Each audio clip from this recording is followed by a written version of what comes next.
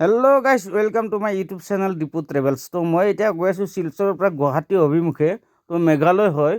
তো আপোনালোকে চাই থাকক ভিডিঅ'টো শেষলৈকে। মেঘালয়ৰ ৰাস্তাটো কিমানখিনি আপডেট হৈছে তো আপোনালোকক এই মেছেজটো দিব ওলাইছোঁ।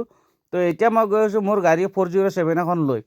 তো এইবোৰ গাড়ীবোৰ যে ৰখাই আছে ডাঙৰ ডাঙৰ গাড়ীৰ কাৰণে সিহঁতক নৈটো লগাই থৈ দিছে।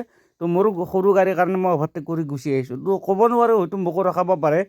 তো আপোনালোকে চাই থাকক ভিডিঅ'টো শেষলৈকে। আৰু যদি ভিডিঅ'টো স্কিপ কৰে তেতিয়াহ'লে আপোনালোকে হয়তো ৰাস্তাটোৰ আপডেট বেছি নাপাব। তো গতিকে স্কিপ নকৰিব, ভিডিঅ'টো শেষলৈকে চাই থাকক, আগলৈকে চাই থাকক আৰু গোটেইখিনি আপডেট পাই যাব এইটো ভিডিঅ'ৰ দ্বাৰাই।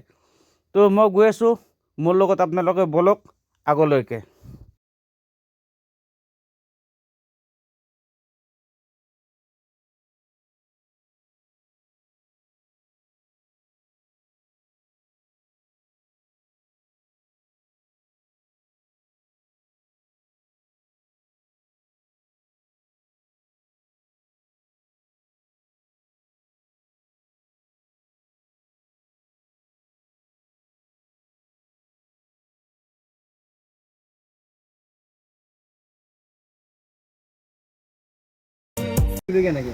গাইজ তো মই ফাইনেলি আহি পালোঁ।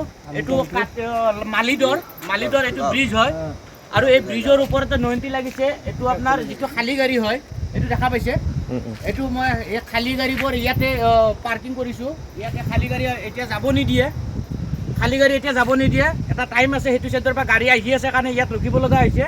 ইয়াত প্ৰায় কাটিগড়ালৈকে লাইন গুচি গৈছে। তো মই সিপিনৰ পৰা সৰু গাড়ীৰ কাৰণে মোক আহিব দিছে পুলিচে, কিন্তু ইয়াত জোৰ জবস্তি নহয়, এইটো ছিষ্টেমত যাব লাগিব। সিপিনৰ পৰা যেতিয়া আহি আছে গাড়ীটো, সিপিনৰ পৰা যেতিয়া অহা বন্ধ হ'ব তাৰপিছতে ইপিনৰ পৰা যাব দিব। গতিকে ৰাতি হ'ল ভিডিঅ'টো বনাত। যদি ভিডিঅ'টো ভাল লাগে লাইক কৰিব, শ্বেয়াৰ কৰিব, কমেণ্ট কৰিব। আৰু আগলৈকে মই গৈ আছোঁ। এইটো চাওক নিজৰা, কিন্তু ৰাতিৰ কাৰণে দেখা নাপায়, কিন্তু দিনত হ'লে আপোনালোকে ভালকৈ দেখা পালে হয়। আৰু ইয়াত সৌন্দৰ্য ইমান ধুনীয়া, বতাহটো সঁচাকৈ গাটো একদম ঠাণ্ডা কৰি পেলাইছে। চ' গাইজ এতিয়া নৈন্তি খুলিলে। তো এতিয়া আমি আহি আছোঁ, ৰাস্তাটো চাই লওক। ৰাস্তাটো বহুত ডাঙৰ হয়, কিন্তু ডাঙৰ হ'লেও কি হ'ব, এটা ছাইডত বনাইছে, এটা ছাইডত বনোৱা হোৱা নাই।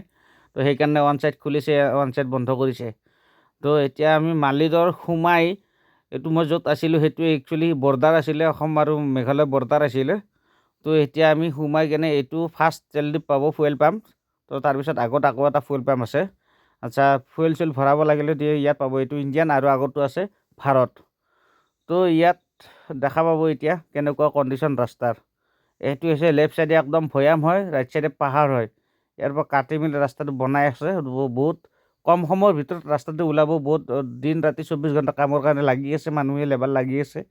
তো আপোনালোকে চাই থাকক ভিডিঅ'টো শেষলৈকে।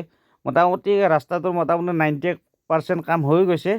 তো সেইটো 10% কামৰ কাৰণে গাড়ীখিনি এনেকৈ নৈন্তি লগাই থৈ দিয়ে। তো আপোনালোকে চাই থাককচোন ভিডিঅ'টো শেষলৈকে, বুজি পাব।